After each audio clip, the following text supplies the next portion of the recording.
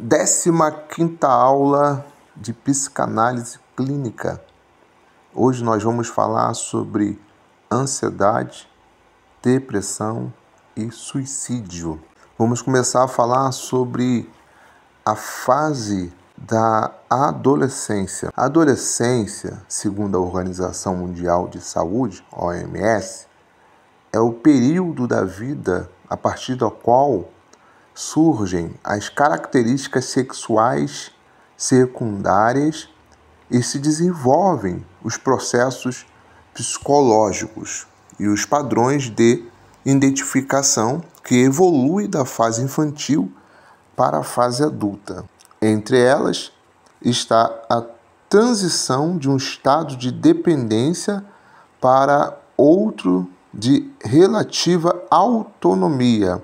Considera-se a adolescência o período de 10 a 19 anos e distingue-se a adolescência inicial entre 10 e 14 anos de idade e a adolescência final na idade de 15 a 19 anos. É um período de intensas modificações no desenvolvimento humano, marcado por alterações biológicas da puberdade e relacionado à maturidade biopsicossocial do indivíduo. Desse modo, é identificada como um período de crise pela experiência de importantes transformações mentais e orgânicas capazes de proporcionar manifestações peculiares em relação ao comportamento normal para a faixa etária. Estas podem, contudo, ser confundidas com doenças mentais ou manifestações comportamentais inadequadas. Ao caracterizarem as modificações psicossociais da adolescência, alertam que, nessa fase, vários processos de lutos são vivenciados. Antes de falar do luto que nós sofremos nessa transição que passamos, eu gostaria de falar sobre as mudanças que nós sofremos nessa transição. Lembrando que a fase da adolescência vai de 10 anos a 19 anos. A Organização Mundial da Saúde, a OMS, entende que a adolescência inicial vai de 10 anos a 14 anos e a adolescência final vai de 15 anos a 19 anos. Nós sofremos muitas mudanças e passamos por várias fases, física, emocional, psicológica. E essas mudanças que nós sofremos nesse período de transição afeta por demais o nosso humor, a nossa autoestima e automaticamente reflete no nosso comportamento. Estamos falando assim porque todos nós já passamos por essa fase da adolescência. Afeta, por exemplo, o humor. Os adolescentes podem experimentar mudanças de humor muito rápidas, intensas, devido à frustração hormonal. Nossos hormônios estão em movimento e aí automaticamente o nosso humor ele muda de repente. Por quê? Nós estamos desenvolvendo o nosso emocional. Nós também estamos buscando a nossa identidade. Acontece às vezes do adolescente desejar participar de uma programação ou outra. Aí os pais falam assim, não, você não pode porque você é criança. Ou às vezes os pais falam assim, você tem que arrumar a casa, você tem que fazer isso, aquilo, outro, porque você já é um adolescente. E isso causa uma grande confusão na cabeça do adolescente. Por quê? Ele está em busca de sua identidade. Lembrando que ele já está em conflito, porque até então, na fase da infância, tudo que ele fazia era bonito, era admirado pelos pais, e agora ele não é mais admirado pelos pais, entre aspas. Muito pelo contrário, as coisas que ele faz causa um certo desconforto no lar, porque os pais brigam com ele, porque ele é um adolescente. Então, o adolescente, ele está em busca de sua identidade, tentando descobrir quem é, onde se encaixa, se ele é criança, se ele é um adolescente, se ele é um adulto. Então, ele está procurando se encaixar no mundo, né? E pode levar ele a se questionar, né? Porque os pais da adolescência é diferente dos pais da infância. Os pais da infância dá carinho, abraça, tudo que a criança faz é engraçadinho. E agora os pais da adolescência simplesmente está repreendendo ele, né, por causa de uma atitude ou outra.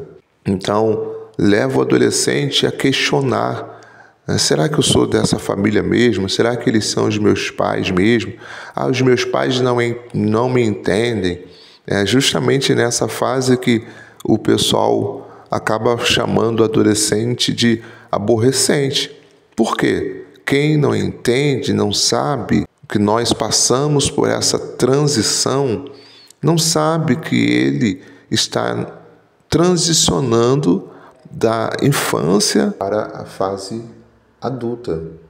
Então, a primeira fase é a infância, depois vem a adolescência e depois, então, a fase adulta. Então, essa criança está transicionando da infância para a fase adulta. Por isso que ele está procurando a sua identidade. Tem também a questão do desenvolvimento da independência. Os adolescentes estão começando a se afastar da dependência. Até então, nós éramos dependentes dos nossos pais, mas quando nós entramos nessa transição, nós então começamos a desenvolver a independência dos nossos pais e automaticamente nós buscamos uma autonomia. Tem também a mudança nos relacionamentos. Os adolescentes podem experimentar mudanças nos relacionamentos com amigos, familiares. À medida que se desenvolvem, né, eles buscam a sua identidade e aí automaticamente os interesses em relação à amizade acabam mudando. Agora vamos falar do luto do adolescente. O processo de luto por parte do adolescente são corpo infantil. Lembra que eu falei que o corpo muda e automaticamente isso pode trazer constrangimento para a menina, porque os seios começam a crescer e automaticamente atrai o sexo oposto. E algumas meninas sentem vergonha e por isso colocam roupas mais largas. Então, a perda do corpo infantil, a perda dos pais da infância, eu também falei sobre isso. Eles pensam assim: poxa, esses pais aqui são diferentes dos pais da infância. A perda da identidade e do papel sociofamiliar infantil, que deve ser elaborados para alcançar a posição adulta definitiva, e aí automaticamente ele tenta se encaixar nessa nova realidade. Então é por isso que normalmente os adolescentes eles são conhecidos como aborrecentes por causa dessas mudanças, por causa dessa transição que eles estão passando. Ou seja, eles estão transicionando da infância para a fase adulta. E por isso que os pais precisam ter paciência nessa transição que os seus filhos estão passando. Porque uma vez que os pais não tenham paciência, pode resultar em recalque. E automaticamente, quando esse ser humano chegar na fase adulta, ele vai ter problemas de ansiedade, problema de depressão, justamente por causa dos recalques que ele teve que fazer, por causa da repreensão dos pais, da sociedade ou dos responsáveis por criar essa criança. Por isso que tem que ter muito cuidado nessa fase de transição. Se os conflitos próprios dessa fase forem mal conduzidos, pode contribuir para o surgimento de transtorno do humor e, em particular, da depressão. A concepção tendenciosa à patogenicidade da adolescência, que incluída a sentimentos de tristeza e alegria, colore o fundo afetivo da vida psíquica normal. A tristeza constitui-se na resposta humana universal às situações de perda, derrota, desapontamento, frustrações e outras adversidades. Então, o que é a depressão? É o processo de perda, de derrota, desapontamento. E o adolescente, ele passa por esse processo, conforme nós já vimos em tópico anterior. Quais são as perdas que ele tem? Do corpo infantil, a perda dos pais da infância, a perda da identidade. Então, ele tem essas perdas, ele se sente derrotado, ele se sente desapontado, ele se sente frustrado e os pais precisam lidar bem com essa situação, com essa nova realidade do adolescente, porque não deixa de ser uma adversidade. E essa adversidade pode levar o adolescente a desenvolver uma depressão. É claro e evidente que normalmente essa depressão ela vem na fase adulta.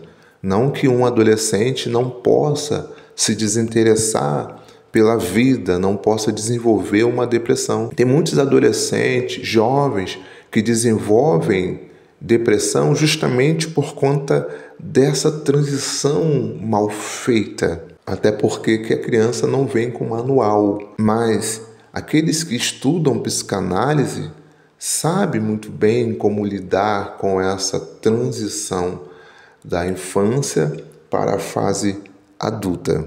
Quando os pais, os responsáveis não conseguem conduzir bem essa transição, acontece que o adolescente ele desenvolve ansiedade. O que é a ansiedade? A ansiedade é um problema psicológico que se conduz por um sentimento de insegurança ou medo sem fundamento real.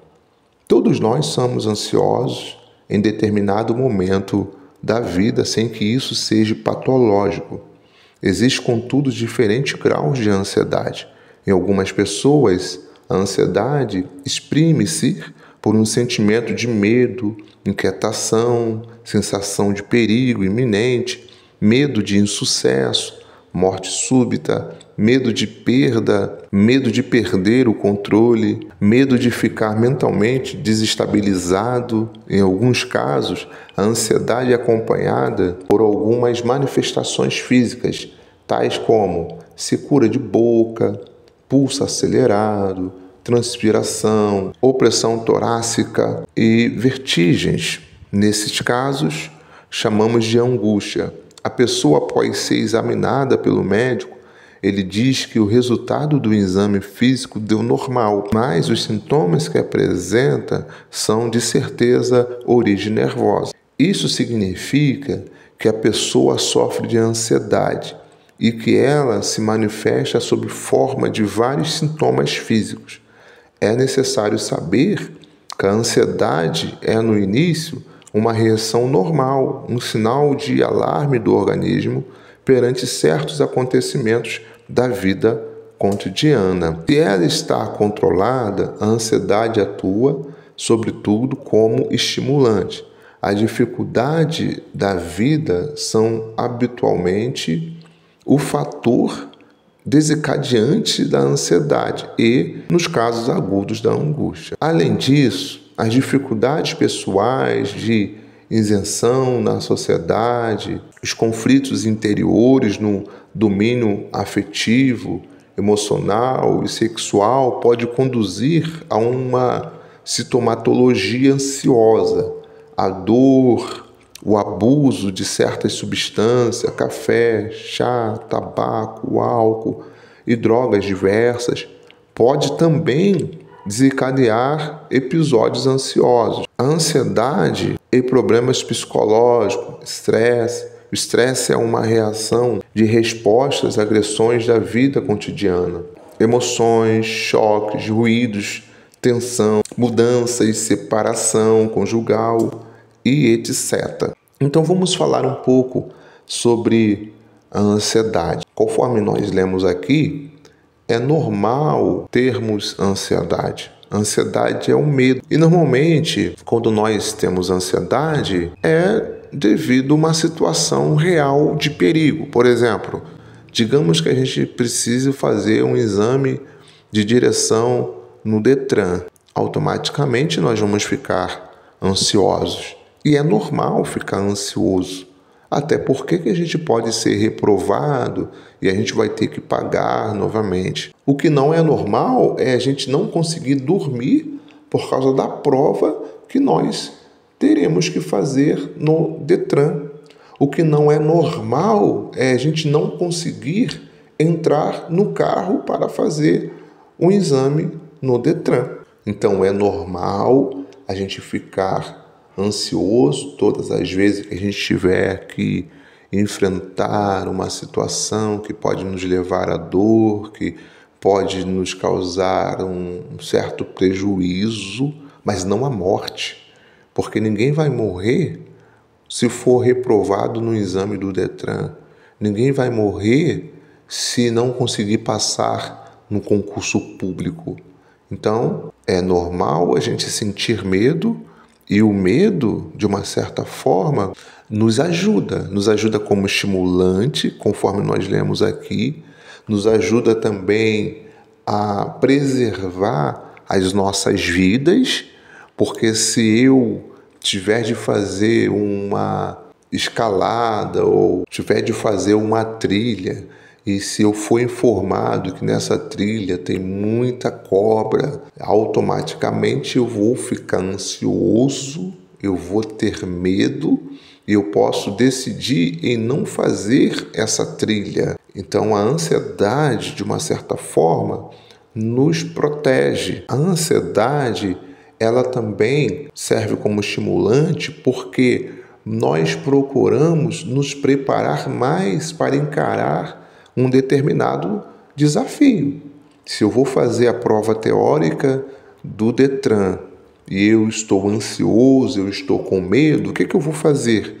Eu vou estudar mais para estar melhor preparado, para estar bem preparado para fazer aquela prova lá no Detran. Então, a ansiedade controlada, ela nos ajuda, nos protege e serve como estimulante. Agora, o que não é normal, conforme eu falei, é perdermos o sono quando estivermos diante de uma situação, diante de uma adversidade. Normalmente, quando nós desenvolvemos uma ansiedade aguda, é porque essa ansiedade está relacionada com o nosso passado. Por exemplo, a pessoa que desenvolve um medo agudo, uma ansiedade aguda para fazer uma prova no Detran, talvez essa pessoa esteja relacionando o examinador com um pai agressivo, pois um pai, quando é agressivo, faz a criança desejar matá-lo. Porém, a criança, ou adolescente, o jovem, não faz isso porque, primeiro, ama o pai e, segundo, pelo pai ser mais poderoso, mais forte do que ela.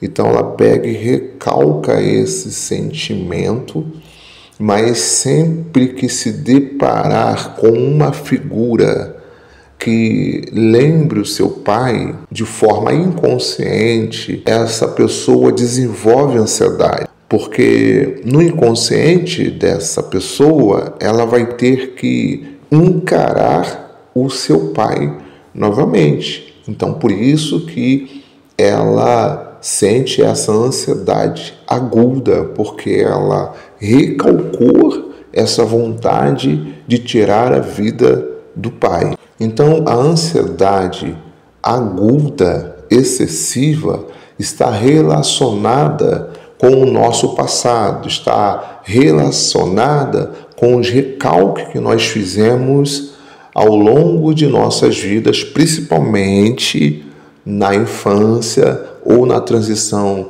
da infância para a fase adulta. Então é isso, a ansiedade é normal a partir do momento que ela seja controlada. Sempre que um paciente chegar no consultório e falar que está ansioso, nós vamos ter que analisar essa ansiedade para ver se é uma ansiedade normal e também para ver se essa ansiedade é por causa de café, chá, tabaco, álcool, drogas diversas. Tudo tem que ser analisado. A ansiedade e problemas psicológicos. Estresse. O estresse é uma reação de respostas às agressões da vida cotidiana. Então, por que nós ficamos estressados? Justamente por conta das agressões, dos problemas que nós temos no nosso cotidiano. Então, excesso de trabalho, ruído, tensão, mudanças, separação conjugal, problema no serviço, tudo isso causa o estresse. Então, se o problema ou se as agressões forem muito fortes, o estresse pode se manifestar-se por ansiedade, ou seja, o estresse ele vira uma ansiedade ou sintomas físicos. As situações de estresse permanente pode conduzir a doenças psicossomáticas. Então, as pessoas que vivem sob pressão o tempo todo, automaticamente essas pessoas elas desenvolvem uma ansiedade e automaticamente isso reflete no físico dela e pode desenvolver doenças psicossomáticas. Que doenças são essas? Doenças que o paciente sente dores, dor de cabeça, dor muscular, problemas intestinal e etc. Várias dores. O paciente vai ao médico, faz os exames laboratoriais e a doença não é diagnosticada. Por quê? São doenças psicossomáticas. Cuidado com a vida sedentária. Além de não se exercitar sem nenhuma atividade física, se alimenta de comidas altamente calóricas. É considerado sedentário quem queima menos de 2.200 calorias por dia. Então, a falta de exercício físico também causa ansiedade. Então, para melhorar na ansiedade, eu me refiro aqui à ansiedade aguda, eu me refiro ao estresse. A pessoa deve fazer exercício físico, justamente para que então possa melhorar. Tem uma pergunta aqui. Existe relação entre a ansiedade, fobia e ataque de pânico? Vamos ver aqui. A fobia é o medo irracional de um objeto ou situação. Os ataques de pânico são uma manifestação aguda de angústia. Então, a fobia é o medo irracional de um objeto ou situação, sem causa aparente, declarada, que pode paralisar um indivíduo através de sensação de asfixia e de medo de morrer. Todo este conjunto de sintomas não é mais que expressões diferentes de ansiedade. A ansiedade faz parte do quadro clínico da depressão e está associada de forma variável às alterações de humor e o estado depressivo. Podemos dizer que Todos que têm depressão sofrem de ansiedade, mais ou menos pronunciada. Por outro lado, podemos afirmar que a maioria das pessoas em que a ansiedade se manifesta num grau elevado pode acabar num estado depressivo, o que significa que sempre que haja uma ansiedade, o importante é procurar auxílio médico e psicológico. Então, todas as pessoas que têm depressão têm ansiedade. Na realidade, antes da depressão, vem a ansiedade. Por isso que quando nós começamos a ficar ansiosos ao ponto que nós não conseguimos controlar, nós devemos procurar ajuda médica, justamente para descobrirmos a origem daquela ansiedade. Lembrando que os psicanalistas não trabalham com os sintomas, mas sim com a origem do sintoma. Só ressaltando aqui, a fobia é o medo irracional de um objeto ou situação. Ou seja, existe o porquê ter a fobia, existe o porquê ter o medo. Já os ataques de pânico é uma manifestação aguda de angústia sem causa aparente declarada. Ou seja, se o paciente tiver uma certa fobia, de repente ele tenha medo de barata, de repente ele tenha medo de altura, é normal isso. Já o ataque de pânico se trata de uma manifestação aguda sem causa aparente. Se não é aparente, é necessário investigar o porquê desse ataque de pânico. Ou seja, é uma ansiedade não controlada. Por isso que tem que ser investigado o porquê que o paciente está tendo essa ansiedade, esse ataque de pânico, para que então possa ser tratado. E ressaltando aqui, a ansiedade faz parte do quadro clínico da depressão. Eu já falei sobre isso. Toda pessoa que tem depressão, ela tem ansiedade. E antes de vir a depressão, vem a ansiedade. E é por isso que nós temos que ficar ligados em relação aos pacientes que se tratam conosco e até mesmo em relação a nós. Quando ficamos ansiosos ao ponto que nós não conseguimos controlar, nós temos que procurar ajuda médica, nós temos que procurar um psicanalista para que então possamos fazer análise. É claro, evidente que não é bom procurar um psiquiatra, porque normalmente o psiquiatra ele trata a ansiedade com remédios. Então isso é muito perigoso. Nós não trabalhamos dessa forma. Como que nós tratamos a ansiedade no paciente? Através da associação livre. Não existe um método. Um paciente é diferente do outro. Então nós tratamos a ansiedade no paciente através da associação livre. O paciente ele vai falando e ele vai se encontrando, ele vai saindo daquele emaranhado. Então, somente através da associação livre. Talvez o paciente esteja vivendo um luto, tenha perdido alguém e por esse motivo esse paciente ele fica ansioso, ele tem essa ansiedade aguda, ele tem medo de morrer, o medo de perder, ou ele não tenha se desligado ainda da pessoa. Então a gente trata dessa forma a origem da ansiedade e é muito trabalho.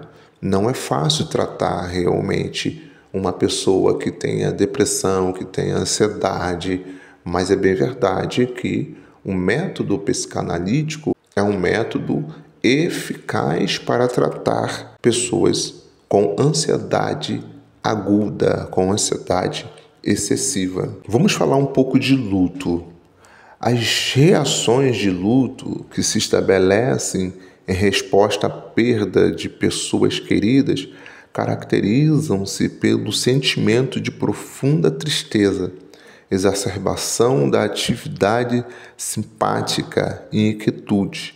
As reações de luto normal podem estender-se até por 1 ano ou 2 anos. devendo ser diferenciadas dos quadros depressivos propriamente ditos no luto.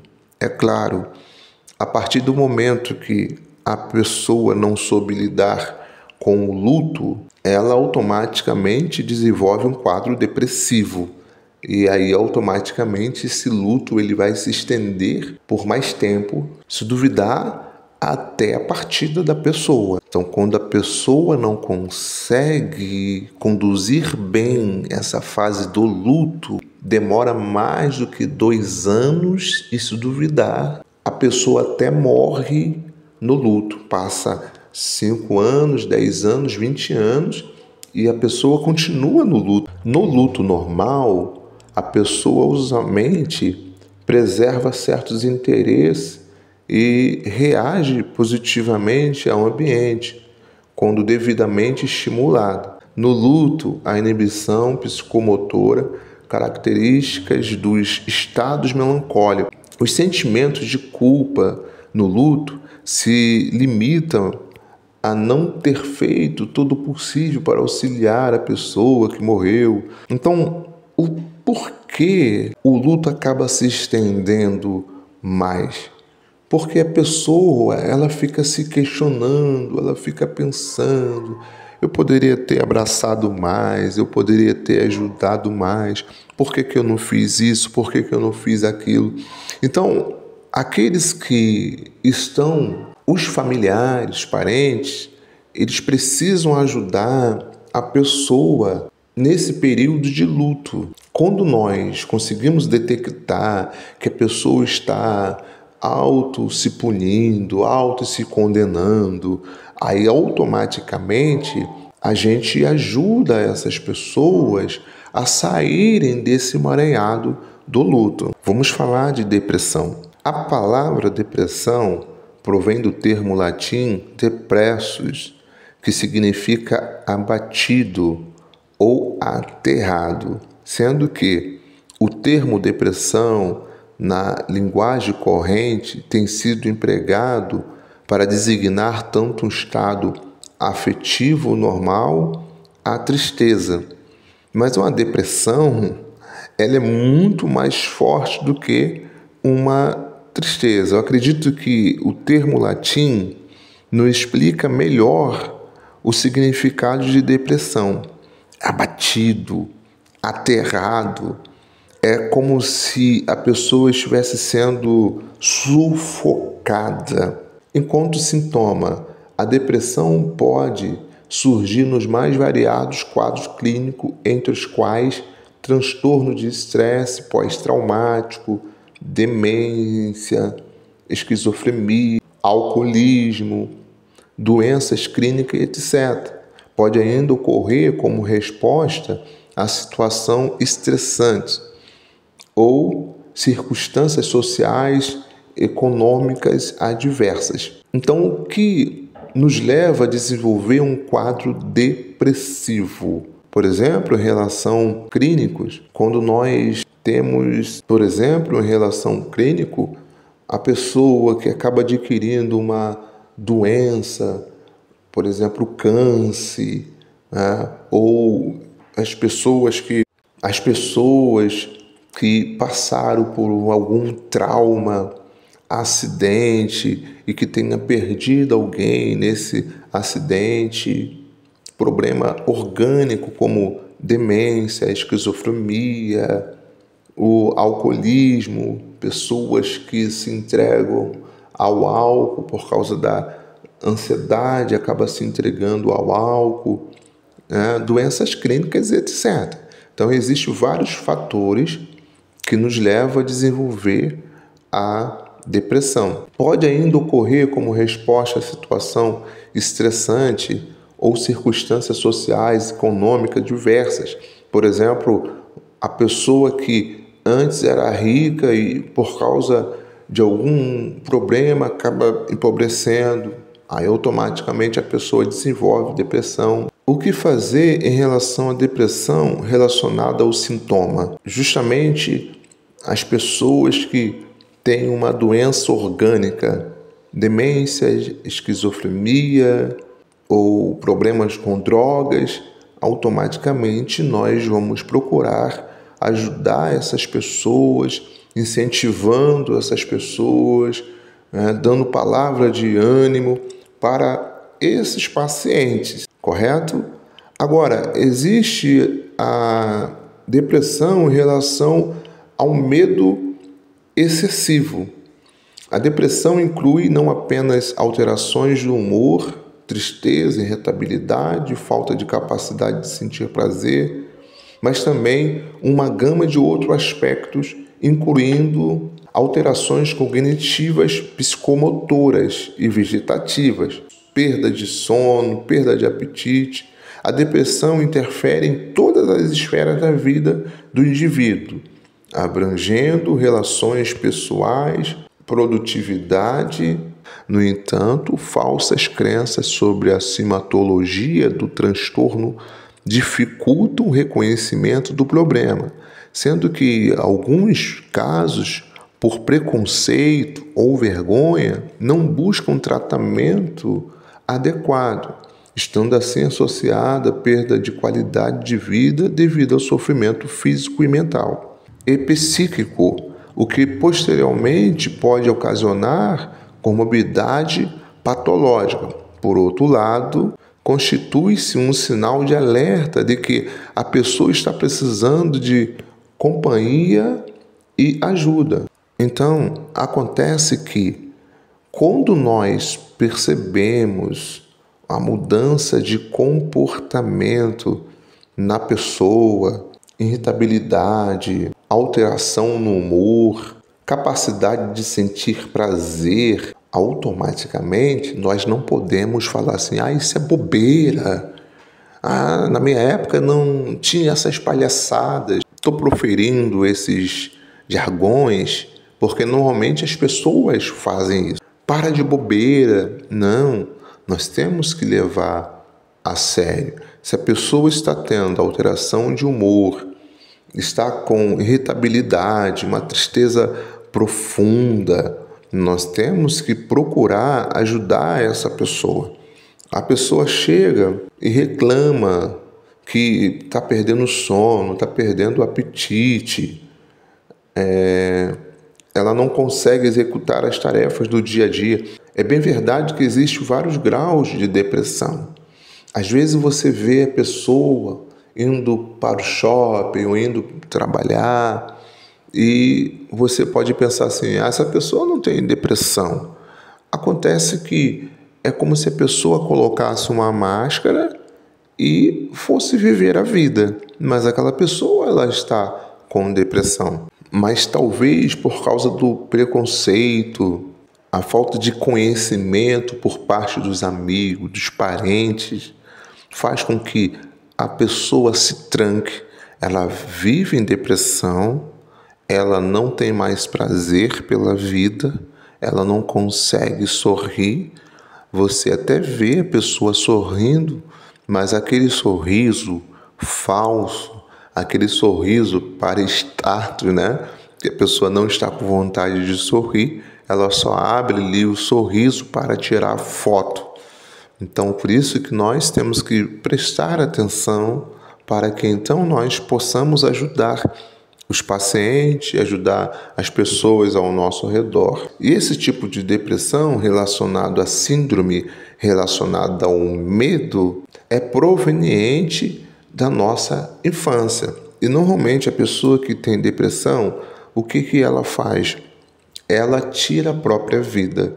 Ela tira a vida como um meio de fugir desse medo agudo, desse pânico que ela sente, desse medo de morrer. Talvez a pessoa fale assim, mas se a pessoa tem medo de morrer, por que ela tira a própria vida? Porque ela fazendo isso é como se ela estivesse tomando as rédeas da sua vida.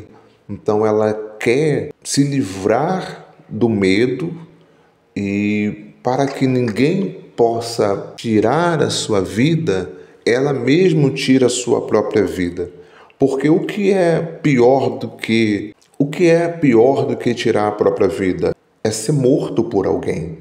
Então, a depressão relacionada à síndrome relacionada ao medo está ligada no passado, conforme nós já falamos aqui, da transição da infância para a adolescência. Se esse processo não for bem conduzido, automaticamente o adolescente vai desenvolver uma depressão. O adolescente ele vai ser traumatizado ao ponto de recalcar determinados comportamentos e quando chegar na fase adulta, ele vai desenvolver ansiedade e depressão.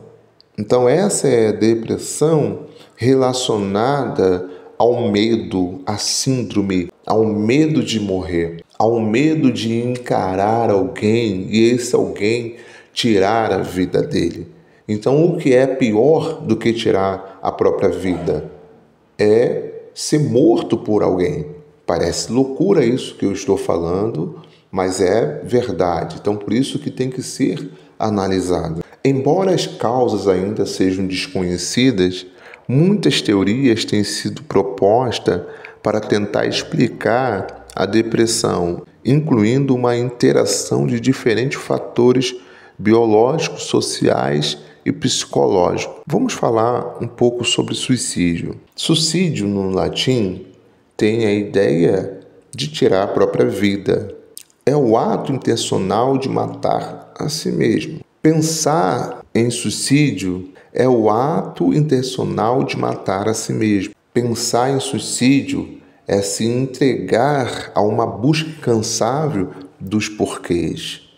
É refletir sobre quais sentimentos, faltas, lacunas ou mistérios rondavam aquela existência. Muitos questionamentos surgem, como por exemplo, por que as pessoas se matam? O que aconteceu com aquela pessoa para desistir de viver e se matar, etc.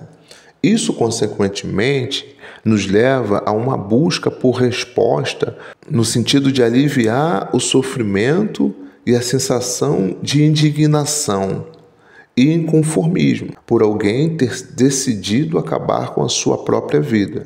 Refletir sobre o suicídio é também analisar o porquê esse fenômeno tem sido silenciado ao longo dos anos pela sociedade. Autoridades responsáveis, profissionais de saúde, familiares, camuflando assim um grave problema de saúde pública no Brasil e no mundo.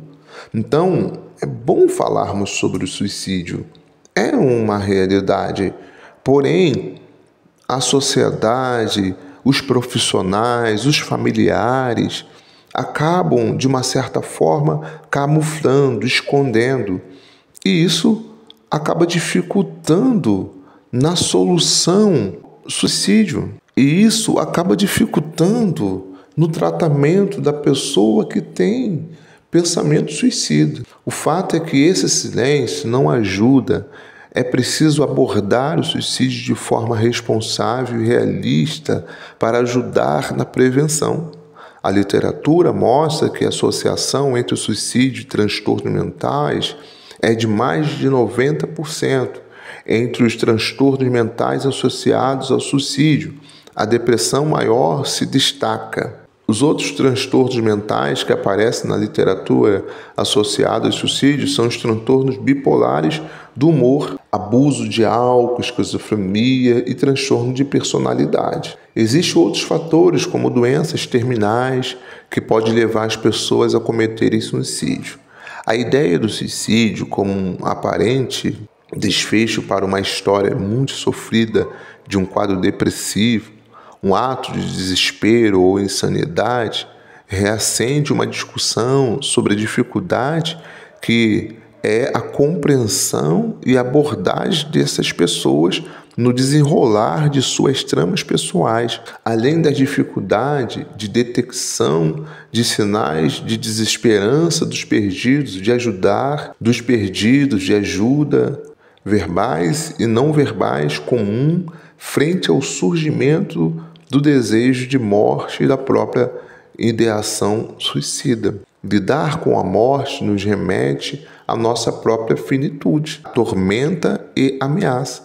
É interessante que Freud ele falou que cada ser humano tem dentro de si que é eterno. Dificilmente o ser humano ele gosta de pensar na morte. É bem verdade que para nós aguentarmos as adversidades da vida, nós temos que pensar na morte e aceitar a morte, porque nós passamos por adversidades aqui, mas pensamos assim, é só um período, isso vai passar, algo melhor me espera. Pelo menos o cristão, ele pensa assim. A morte voluntária, no caso o suicídio, assusta ainda mais, pois contraria, inquieta e deixa um incômodo no ambiente onde é revelada, suscitando ideias, sentimentos e fantasias de conteúdos terroríficos. Para a psicanálise freudiana, nenhum de nós acredita na própria morte, ou o que vem a significar o mesmo é que no inconsciente cada um de nós está convencido de sua imortalidade. O sujeito acredita que cometendo suicídio irá assim acabar com o seu sofrimento. A tendência suicida que resulta na melancolia é uma doença e não um pecado satânico. Então a gente tem que ter muito cuidado com isso. Se a pessoa está pensando em tirar a própria vida, é porque essa pessoa está doente, não é algo satânico. É claro, evidente que se a pessoa estiver doente, ela deve procurar ajuda. Se há doença, há cura para essa doença. Talvez alguém possa perguntar assim, então se é a doença, a pessoa que tira a própria vida, essa pessoa ela vai ter direito à salvação. Não é bem assim. Quando nós estamos doentes, nós devemos procurar ajuda. Se nós não procurarmos ajuda, nós estamos sendo negligentes e nós seremos responsabilizados por isso.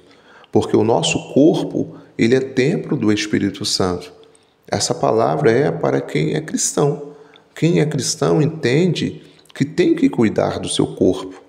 Então, se a pessoa ela tira a própria vida, por mais que seja por causa de uma doença, ela está quebrando o mandamento do Senhor. Porque a Bíblia vai falar que os assassinos não herdarão o reino dos céus. É claro, evidente que a Bíblia deixa bem claro.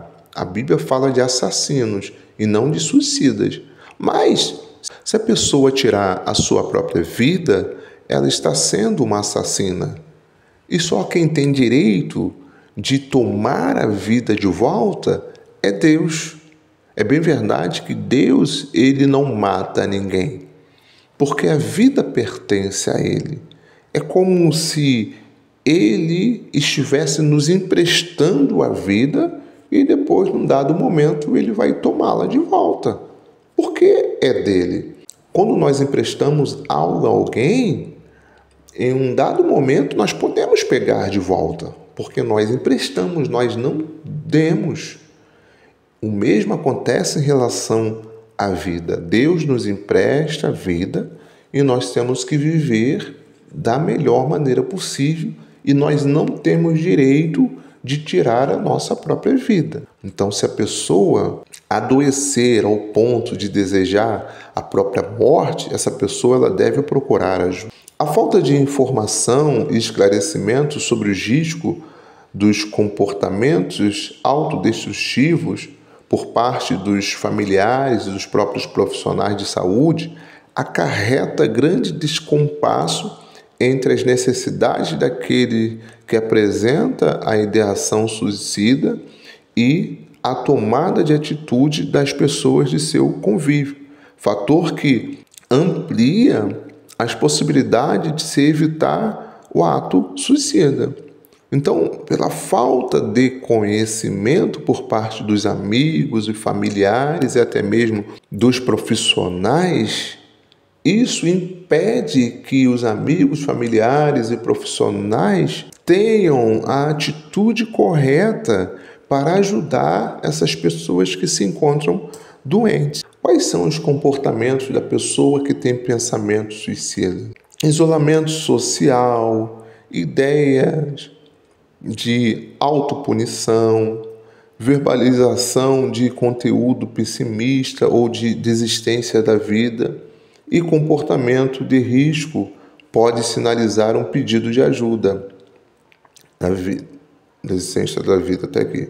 E comportamento de risco pode sinalizar um pedido de ajuda.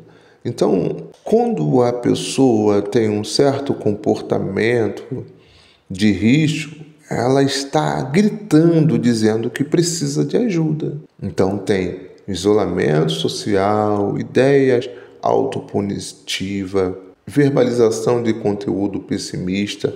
Tudo isso daí são sinais que a pessoa não está bem. O comportamento suicida está frequentemente associado com a impossibilidade do indivíduo de identificar alternativas viáveis para a solução de seus conflitos, optando pela morte como resposta de fuga da situação estressante. Por isso que os amigos e familiares, quando conseguem detectar um desses comportamentos, deve, de uma certa forma, ajudar a pessoa, porque a pessoa só vê uma saída, que é a morte. Detectar e tratar adequadamente a depressão reduz a taxa de suicídio.